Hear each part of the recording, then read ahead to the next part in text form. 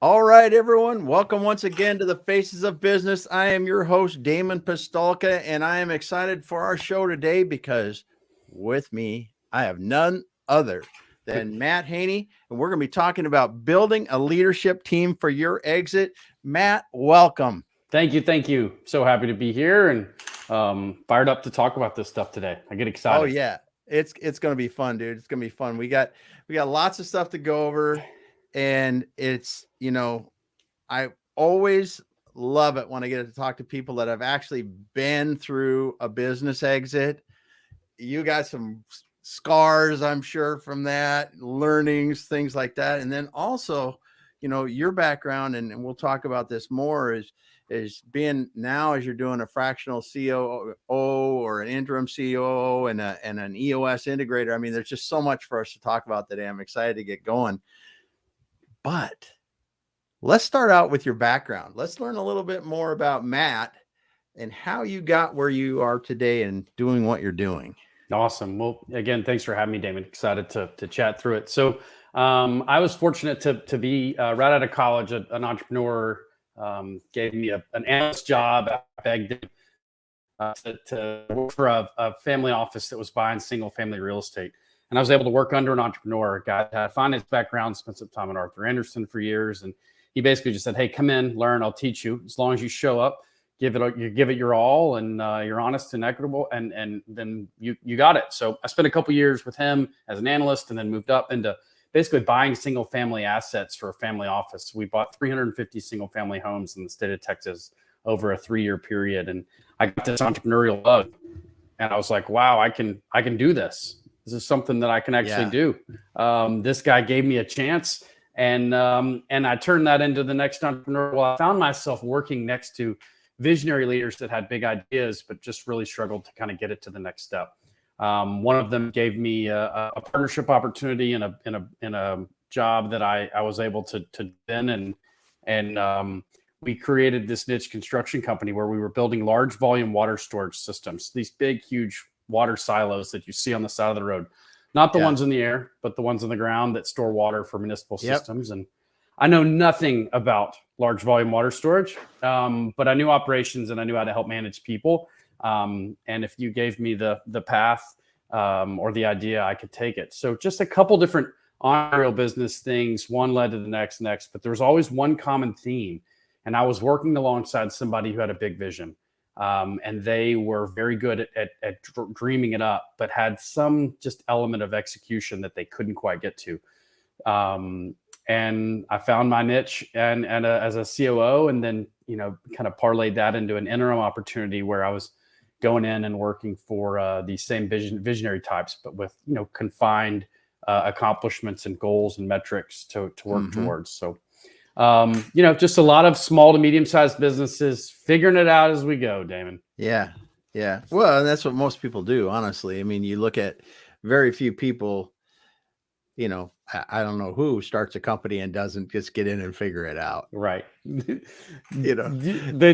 internet stories would tell you that there's some playbook for all of it, but in reality, until you've missed a payroll or till you've had somebody not show up and you have to shovel the muck the day, then you don't know.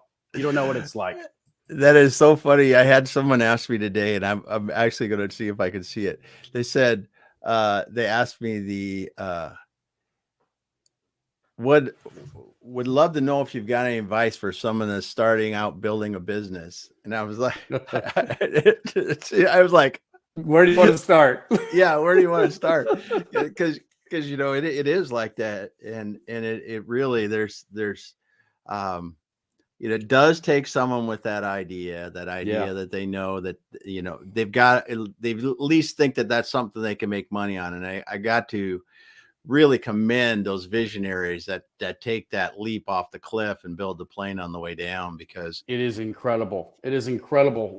You use that plane analogy. I mean, I'd say that at least once a week now. Hey, remember, the airplane's flying and we're still bolting on things and we're still figuring out what navigation equipment we're using, but it's flying. Don't lose sight of the fact that we're in the air. And visionaries tend to, there should be this way or that way or that way. It's like, I use a term that I laugh every time I say it. And I've said it a million times. Functional. Yeah. The business is functioning. Things are going the right direction. Yes, we might be dysfunctional, but we're functioning. We're operating. The business is profitable. Metrics look good. Stop being so hard on yourself. Yeah. So it's well, and that's true. that. I tell you that this is one thing, an interesting thing I read this week that's kind of on a tangent, but it talked about visionaries and entrepreneurs in specific, and said that we are the biggest group of people that are, as a group, we're very unhappy because we always measure ourselves against the ideal rather than how much we've gained. Yes. Yes. I was like, yeah, progress, not perfection. I mean, I have every cliche in the world, and I used to frown at cliches. Now, I'm sure people tell you I like to use them just because they're so true. They're so true. Yes. I mean, just as you said there, it's like, oh yeah, we're not doing this, we're not doing that, but look behind us and look at how big of a boat that we've got, and how many things are going right. So that's right. There's that's room for awesome, but never where you came from, right? Yeah. Awesome. Good stuff. So when you were when you did that first exit, what did you learn as you were going through and buyers were talking and doing those kind of things?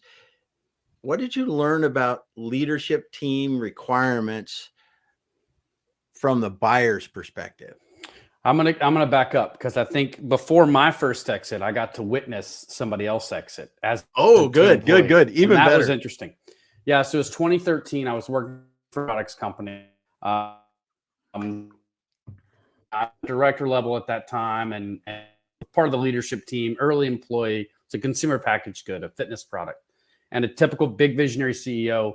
And I got to see him starting to get courted by private equity. And people looking to roll up a series company together. And I wasn't on the executive team, but I ended up kind of getting brought into the fold. As the private equity companies start pulling back the layers of the onion, they want to know, what's this look like? And how's this? And what's that? Well, they confided in me because I could deliver details around the business. Well, I kept like, man, asking all these questions. And I'm thinking, and I'm young at this point. I don't really know what I should and shouldn't say. So I probably shared a little too much, but you start to realize what's important, and they want to know where the skeletons are. They want to know where things are missing, what systems are broken, where we've skimped, where the real problems are. And that just goes to show you, to ask your question about my second exit, my first personal exit, but the second one I was involved in. Every single question they asked the private equity company during that due diligence period, they went around and used against the visionary, because that was their ammo for devaluing some piece of the business. And that was like the first time I got to see all this, and I didn't have any exposure or any, downside to this thing. I was just making some cash on this big deal, on this business. And so that really framed my mind. It's like, okay, if I ever see this again with my own company, I'm going to go in knowing what somebody, a potential buyer or private equity, is going to ask. And by the way, they got all the same questions. Yes, they do. And I tell you what, the funny thing is about it, I was just talking to somebody today. One of our most popular blogs on our website for over 3 years has been, what is it, something like how to get bought by a private equity company or something like that, or what private equity companies look for. And it goes through the list. It goes through the same thing, because it's all the same. And the funny thing about it is, just like you said, the owners, the visionaries, can have a highly successful, highly profitable business that doesn't look very good to a private equity buyer for a number of reasons. And knowing what they're going to ask, or the buyer's perspective, is so critical. It's huge. And if you could even look into that crystal ball of critical mass, learning it 3 years for your ideal time is that's the secret weapon. It's like, and a lot of visionaries, I say a lot of folks that I typically work with aren't looking for I want a 5x multiple of EBITDA in 7 years. They're like, hey, I want to structure this one to get it better. But if you were looking for that number and you did have that vision of what your exit looked like, then we could work backwards into it and set systems and process and people so that you're set up for that. To your point, private equity has a certain thing, and frankly, just any educated buyer that's got a little bit of pocket change or good access to a SBA loan, there's somebody advising them. There's some banker or somebody telling them what to go. Yes. And my work tends to be around, my passion tends to be on team development and really helping business owners build leaders. And I was fortunate to have somebody invest in me and become the leader. I try to give that back as much as I can. Yeah. Yeah. So you're right. The 3 to 5 year exit, or not 3 to 5 year timeline, and thinking about where you want to be in reverse engineering. I mean, that's what we do. That's what we do in our company. And we're usually working with buyers that do, you figure out, hey, we're worth 5 million today. We want to sell for whatever, 8, 10, 20, Sure. whatever the heck it is. And then you reverse engineer it, like you said, but that 3 to 5 year window allows you to really understand who is going to buy. That's because when we were in private equity running companies, when we bought that company, we knew where the heck we were going to sell it, or had a pretty good idea. We knew the value that we had to get to, and we knew what we had to do. And that was the thing that I really learned that I hadn't seen in private, the other non-investor owned businesses before, was the fact that you just go, really never thought about the fact that I'm increasing value in something, like it's like a commodity that we're raising the value somehow by improving it or whatever we're doing. And it was foreign to me because I'd worked in family companies before that. And, that's just a family company or privately held mostly are just income generators, right? Absolutely. They really don't think about the asset, the terminal value of that business. And that perspective, when you put that terminal value hat on, and then understand the way the buyer is going to look at it, it's a completely different thing, because we'll go into businesses that are making $1 million a year, which is awesome, right? Yeah. Awesome. Yep. I don't think anybody would be pissed about making $1 million a year. Great. But when you look at it and say that's 4, 5, 6, whatever $1 million exit value, they go, that's not very good. And it's the truth, because value's math. It's right. what gives you a return on. Are you seeing in that $1 million privately owned, privately held business, is that generally an acquirer that's like a business operator? I mean, private equity is not looking at stuff that's that small, are they? Or are you? No, I guess they aren't. They aren't, unless you're lucky enough to have an add-on that you could fit into a platform really good. Right. A roll up of some sort. A really good fit for a roll up into that platform with them. They've already got. That's where we see those going. And really, those you won't get quite the value usually. You can sometimes you get a little better because it could be a nice strategic fit. Sure. But still, they're financial buyers, and you will find a little better value from a strategic, straight up strategic buyer sometimes. But yeah, it is the markets are interesting too. And the markets recently are even more interesting with the interest rates changing and stuff like that. Cause that's expensive debt all of a sudden. Yeah. I got a lot different, but you let's back up though. Cause I got off on something else. And you were starting talking about leadership. You're talking about leadership teams. So let's get back to that. That's what we're here to talk about is building that leadership team for your exit. What did you learn in these processes by looking at that? So the biggest thing I've found is in consulting and operating my own business as well, it's just you're placing the appropriate amount of value on what I call that leadership level. That could be a director, VP, it could be a manager, whatever it is. And investing in that level of people is important, is because they're the ones that carry the water, as we say. And they're going to be the ones that are going to be in the business once you're out of the business. That's the important thing that I learned myself, and I will brag on myself for 1 second, that the leader that I put in my business 2018 is when I sold it. So it was that 5 years later. He's grown the business exponentially.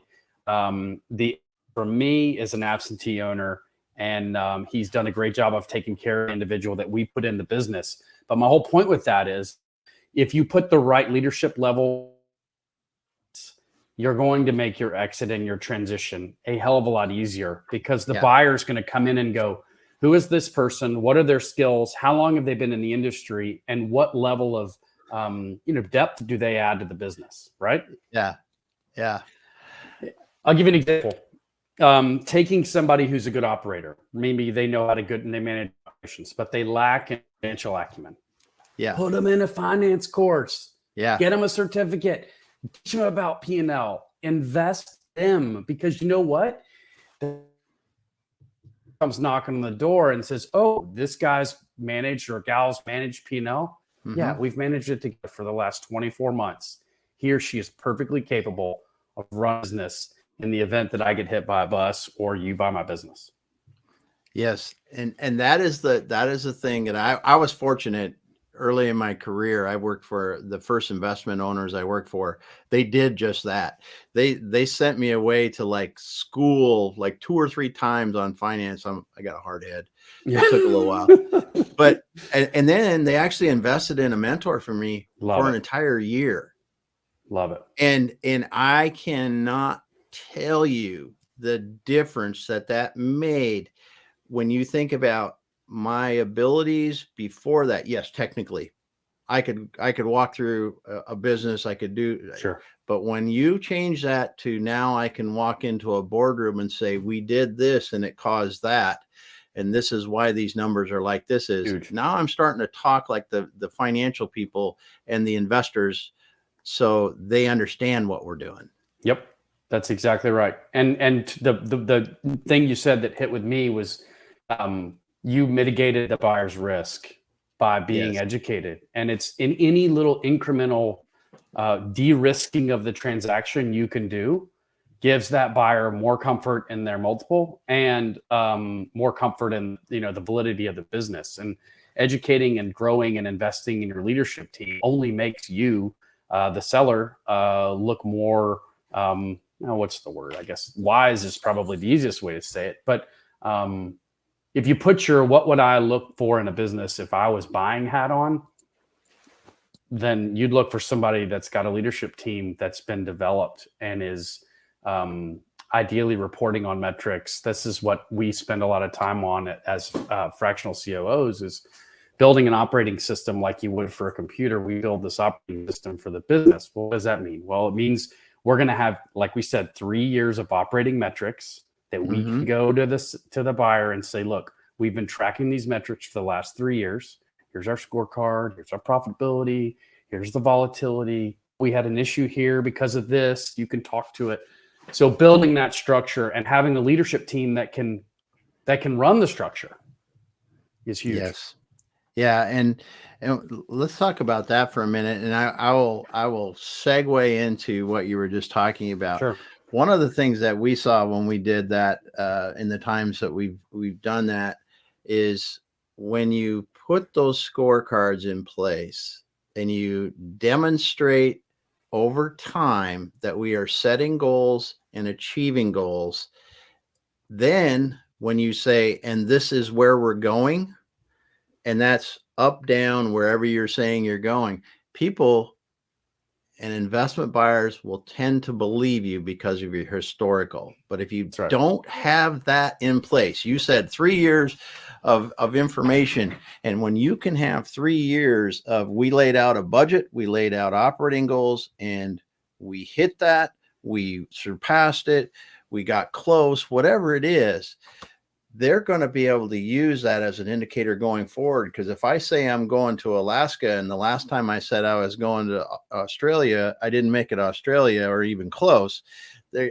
going to wonder if you're going to make it to Alaska. You know? So, and that is, I'm so glad you said that, because it literally, it can be 25, 30% more for the price of your company going out, because they will believe that growth will continue if you've demonstrated it's going just like it has before. Absolutely. And then even one step more to understand around, let's say you're positioning your business for, a strategic acquisition or somebody that has a growth idea, not just, hey, we're going to operate and increase this incrementally. Mhm. If you can evidence that and show that by what you've done, oh, we opened a new category, opened a new geography. Oh, well, what'd you do? We spent this much money and we measured just that piece of it, right? Yeah. And we did it on a shoestring budget. Oh, well, how successful were we? Well, we this much. It took us this long. Da, da, da, da. Well, then the buyer's going to say, well, he only put $50,000 into that. What if we put $250,000 and go open up 4 other states? Well, here's the blue did, and we've like documented it, and here was the process, and this is what we learned. Like people just, if you're in the business every day, and I always put my hand up, and you're staring at so much, you don't necessarily have the ability to step back and say, what's going to make this thing more bulletproof? Yes. That's where we come in and love to put guardrails around things and help people be accountable and define what success looks like. Yeah. Yes. Yeah, that's so cool, because it really is, when you do that, and some of the things that I tell you, in the last 2 years have really changed in our business as growth by acquisition in these smaller, $1 million to $3 million EBITDA companies is going crazy. It was partially driven by interest, but now it's really driven by, if you take a good company and you get your company set up well and it's growing, but your industry's not growing tremendously, you got a lot of growth by acquisition opportunities if you're set up to do it. And, That's right. and really taking those $1 to $3 million companies in EBITDA and turning them into $7 to $10 million EBITDA companies, that's a lucrative spot if you can get in there for the owner's exits. You mentioned something earlier around talking about mentorship. A large part of and this ties into building a leadership team that's ready for scale. A large part of what these I've found is a voice outside of the company. Mm-hmm. You probably wouldn't be, but your viewer would probably be shocked at the level of growth I see in people who get the visionary off the screen or out of the boardroom. Yeah. And that's like, no, because what I'm telling you is that most people aren't investing in that leadership talent for mentorship. They're seen as a conduit to getting business done or whatnot. But when we come in, we give that voice to the leader, and then we start developing them and growing them and holding them accountable. Sounds like I'm micromanaging it. They just want someone to ask questions of. They want to make sure the direction is clear, and giving that voice, be it a mentor or an outsourced COO or your Vistage friend that you trust, just somebody to bounce ideas off of, strengthens them and gives them more acumen. Yes, definitely. So as you're helping these visionaries, now let's talk a little bit about you're an EOS implementer. And I know EOS makes these terms so confusing. The integrator, which is the CO implementer, is the person that sets up EOS. Yes. So we run EOS every day as an operational framework with our companies, but we are COOs, experienced chief operating officers, and that's what we do as fractional integrators. Such a confusing term. Excuse me, integrators. No, it's fine. No. I always say so do I. Either way.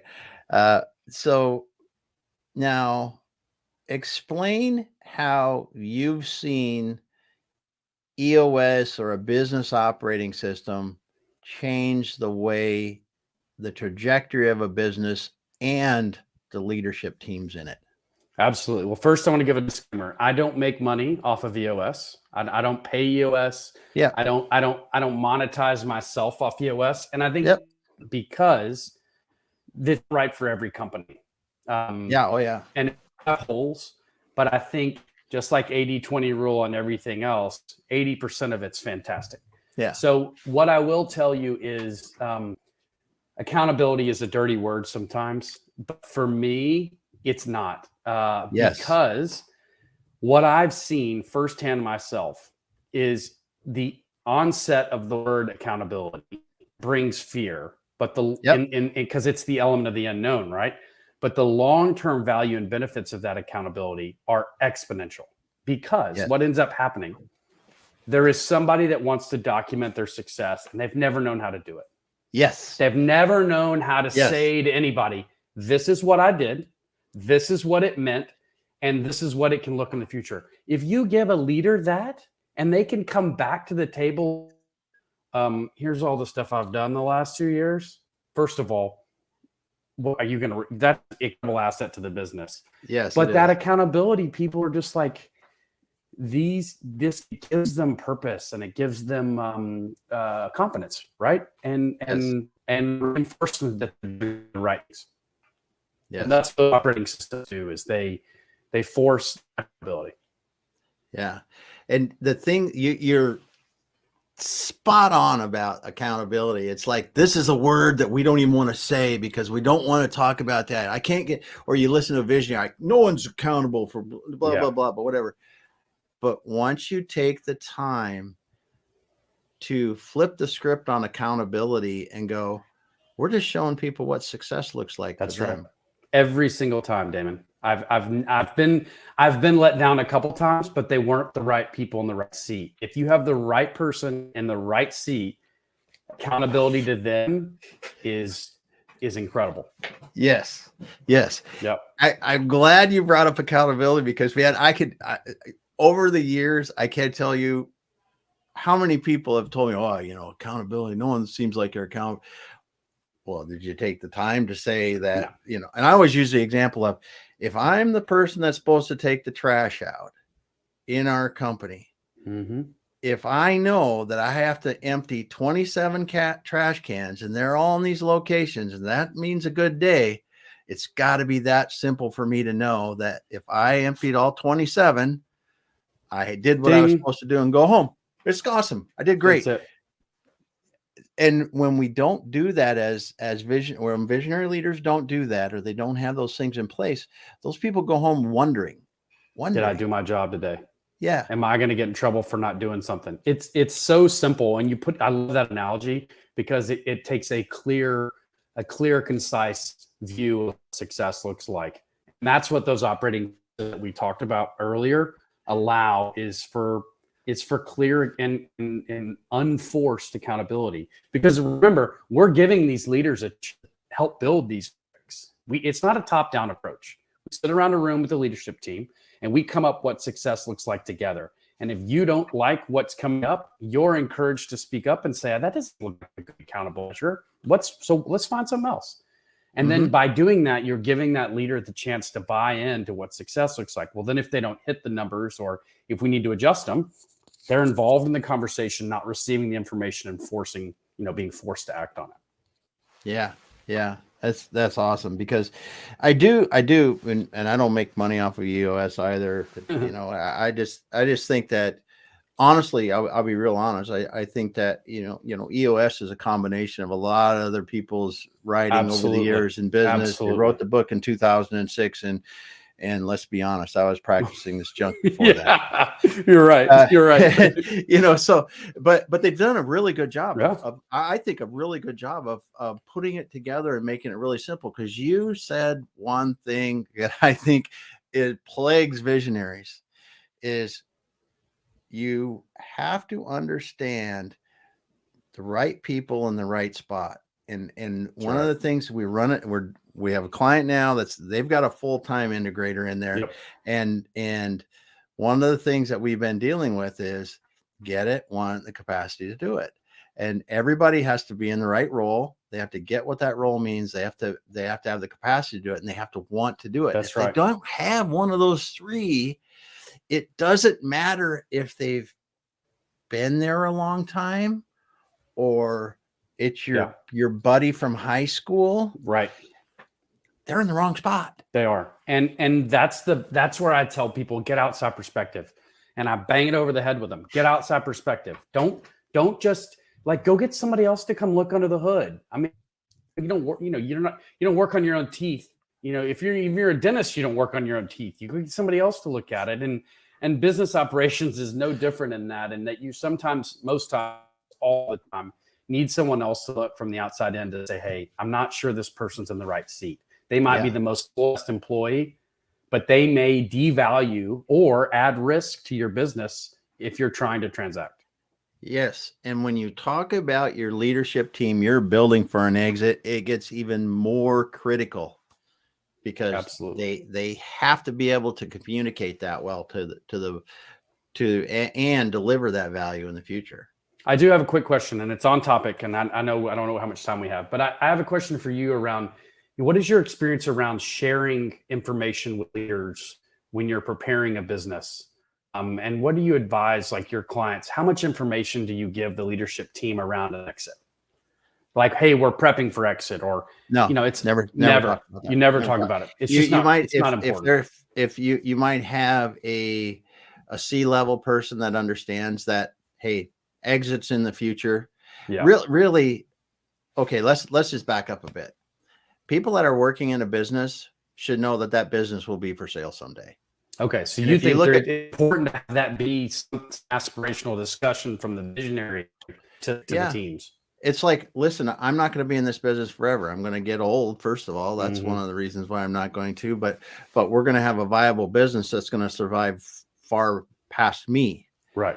And if they begin doing that early, the team begins to understand that the business isn't Damon or it's not Matt. It's the business has value on its own. And when you start to treat them like that, this whole thing is, yes, you don't say, hey, I'm actively selling the business, blah, blah, blah, because you'll freak people out. Right. But it doesn't come as a huge surprise, because people are going, yeah, it makes sense. We're rocking it. It's time for him to go. We've done what they've done. So we don't generally broach the topic with people internally, other than some C-level people. Right.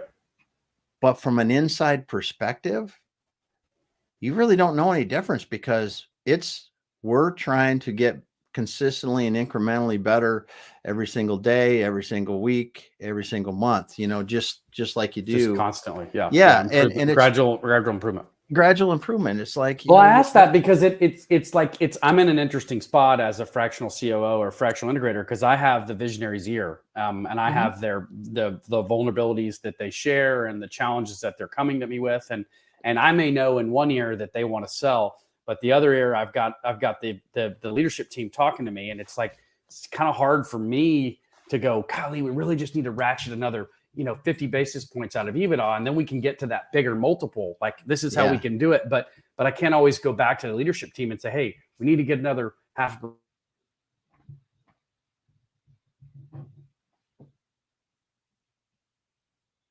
of them maybe flying the coop when they learn he's leaving or whatever. So it's always something that comes up in goal setting. Yeah. And I think that, this is where, if early on, again, like I said, business owners are honest and say, listen, I'm not going to be here forever. And then they can also start talking about the value of the business, and not in terms of I'm selling next week or next month or next year, but I'm concerned about growing the value of this business so it leaves a legacy for all of us, people to work here and beyond the business. And if you approach it that way and you're talking about value, you can then go into those conversations like you're saying and say, listen, we all know that Dave wants to build or Sue wants to build value in this business. And if we can get our EBITDA up by that, whatever you said, half a point or whatever, a point, and that jumps us into a different multiple level, we're all going to look like heroes. That's right. You're really, hey, we're all going to. And I think that's one of the things that business owners are afraid to say is, I do have something else that's going to happen after this. Yep. Hard to admit it too. Hard to admit it. Yep. But yeah. So anyway, how are we doing on time? We good? Oh, we're good. We're good. Okay. We got 5 or so, 10 minutes. Something like One of the things I wanted to talk about, and you brought it up earlier, and it's something that I find myself working with a lot of clients on is this. You mentioned the right person, the right seat, and this as it relates to building the leadership team for exit. If we know, you and me, the visionary, know that we've got a leadership issue in one of our departments, and a lot of times those people are left in the business because it's just easier to keep them. How many times have you heard that? It's just easier to keep them right now. They share a lot of information. They're the knowledge holder, right? They're the cog in the wheel that keeps it spinning. So what I like to do is come in and be that person that says and I always tell visionaries this, I promise you, I can learn 50 to 75% of what this person's job is as a leader in 45 days or less. And comfortably say, if they walked out of the business tomorrow, I could assume their role for a finite period of time and give you protection and ease that we can replace this person. I know it's not going to be fun or easy, but you've hired us to come in and help build your leadership team. And what that means is it's our responsibility to help transition that person to a different seat or out of the company. So to business owners that have a lump in their throat when they think about removing a person from the business and they know in their heart that they're not the right fit, get somebody to help you. Like, you don't have to be the bad guy. You're the visionary. You're the boss. You're the CEO. Find somebody who's got experience in transitioning out that person, because you will thank yourself when you do it eventually. It's not going to be fun in the interim, but trust that most times the business isn't going to fall apart if you transition that person out correctly. Yeah. And you can be compassionate about it. And honestly, and I hate to say it, I do that a lot for clients. Yeah. So where we might not necessarily be the one that's learning the role and doing the transitioning, but making the tough decision, having the tough conversation, because that outside perspective, visionaries have a very hard time of doing that because of the things, even when they know the people are not in the right spot and the people themselves are not happy. That's the other thing. They're not happy. They're phoning in their work. They're just not quite there. They're holding a big salary most times. They're one of the higher paid people. And it's hard work, but it's work. There are people like you and me who do it respectfully and help visionaries realize that there is a better fit for that seat, and it's going to add longer term value to the org. And short term frustration, I bet, but long term value.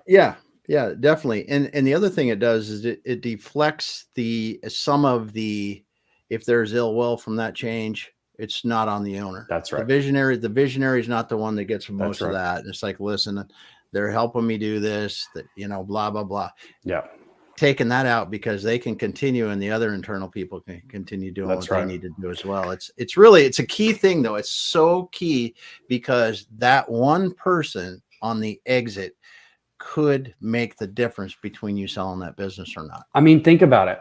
If we see it, you and I see it, any wise buyer is going to see that this person is being defensive with information. They're withholding things. They're just not interested in having a conversation. I mean, man, what a disappointment to get all the way through diligence to have a leadership conversation with somebody that falls flat and the guy's like, or guy, this is who's running your ops team. This guy or gal that doesn't care. It's like, oh, I should have thought about that before they all sat down. And so, and the thing is it's not usually a reduction in price. It's usually a binary decision, and it's no, we're going to pass. Yeah. That's the thing, because the risk tolerance of a buyer is gradually, or a seller, the owner, is gradually increasing over time. As that business gets bigger, the risk is a little more over time. But they're also, if they're profitable, they're growing that risk without much debt, or a little bit of debt here and there, it's going down, but that risk is growing over time. But when you think about the buyer, whether it's an individual or a private equity group walking in, they've just taken on that whole load of risk right there. One step, walked in and took it all on. And wrote a big check doing it. And wrote a big check. Wrote a big check. And they've not run the business before. Right. They've not run that business. I don't care if you're in the same industry. I don't care if they have not run that business. That's right. So the better off you can mitigate these risks and do it, the better chance you have of going through it. But that risk difference between the person that owns the business today and the buyer tomorrow is so drastically different. So different. That it might sound like what you're saying. Oh, you can, if I got one real strong person on my leadership team and the others aren't, it really doesn't work that way if they're not gonna be able to hold their own. That's right. So. And how many times have you heard somebody say, "Oh, I like this business, but we don't want anybody to run it. There's somebody to run it. Who's going to run it when the CEO steps down, the visionary steps down?" And that's when I say, "Hello, if you've got a decent leadership team, they're doing the work. They're doing the work. They're doing the work. They're going to run the business." Yes, and they are. That's the plan. We had an owner last year that almost did it textbook. I don't know how you could do it any more textbook than he did. He hired a CEO about 1.5 years before his exit. He got the CEO running the company with his leadership team, running the company. The CEO was the one making the big deals. So I just want to say this, the CEO that he hired was the one making the big deals. Now, the owner was out hunting, finding some big opportunities, and then he would bring the CEO in and let the CEO close the big deals, or just let him know that there's a big opportunity, let him close the deals. And he was enabling growth. And he had a couple years of nearly 100% growth. And then the third year, he had about 70% growth. And when that thing went up for sale, it was like wildfire. Ding. Yes. Yeah. It's intentional thought around structure. Yes. Yeah. Came down to a bidding war between two people. He walked out with almost 95% of his money at the close. Love it. And about 20% higher value. Love it. Than we thought it was going to get. That's so good. Oh. And again, it's it's kind of like saying, and this just popped into my head because I'm buying a car. It's like you're getting the Carfax of the business when you've got a leadership team in there that can tell you all these things. And it's like, would you ever buy a used car without a Carfax? No, you wouldn't. You'd want to know that it wasn't in an accident. It hasn't been flooded. What are these things? It's like, that's sort of what you're doing with a leadership team, right? You're 100%. You're putting a bit of some guardrails, some warranty, and some reassurance. And I just think it goes so overlooked. And I think a lot of it has to do with ego and ignorance. Honestly, I don't say that negatively. I just mean buyers, sellers, business owners are ignorant about what it takes to transact, and they need more direction and wisdom. And a lot of times, putting their leadership team through training or investing in operating systems is at the front of their mind. And it's something that the people that have done it and seen it succeed, that's why we get so passionate about it. It's because it's true. Also, it's true. You can't deny it. It's true. You're exactly right. Right. Matt, it has been absolutely incredible, dude, having you on. It's so much fun talking to you about this because you've been there. You've helped a lot of entrepreneurs and visionaries. You yourself have gone through the process of building and exiting companies and being around exits. And man, so great to talk to you about so awesome. Building a leadership team for your exit. Well, I'd love to tell you for a second about what we're doing at Wolf's Edge. Yes, so do that. I'm a fractional COO, and what that means to most people that aren't familiar is I'm brought in by visionaries or CEOs to help essentially co-run their business, add structure and formality. And there's 12 of us over at Wolf's Edge. We are all experienced executives, and we all love growing and scaling businesses. And we work fractionally. So what that means is we work, basically a day or two a week with several different clients. And our goal is to get them in 3, 6 month, 9, 12 engagements, get them in and out. And our job is based on our success is based on transitioning or graduating you into that. So that's what we do every day, all day. And that's awesome. You can find us online at Wolf's Edge Integrators, all over LinkedIn, all over the internet. And that's what we do. Yeah, the guy, I always say guys, and I want to just peel people, I guys understand. and gals. Yeah, because Folks. lots I of say great folks. folks. There you go. There Folks. you go. It's at Wolf's Edge, you're doing some great work there. We've got an incredible team, Damon. I'm not gonna lie. Yes, I love it, and it's so much fun when you get to talk with experienced people like yourself and the others on your team there at Wolf's Edge, and really see the value that people can access if they choose to. That's right. That's exactly right. Very well said. Well, Matt, thank you for being here. I want to thank Alana. Thanks so much. She talked about, yes, she was talking about this when we were going through the projections and how you've done. You were talking about the scorecards and the length of time. It's so awesome to see that. And thanks so much for being here, everyone.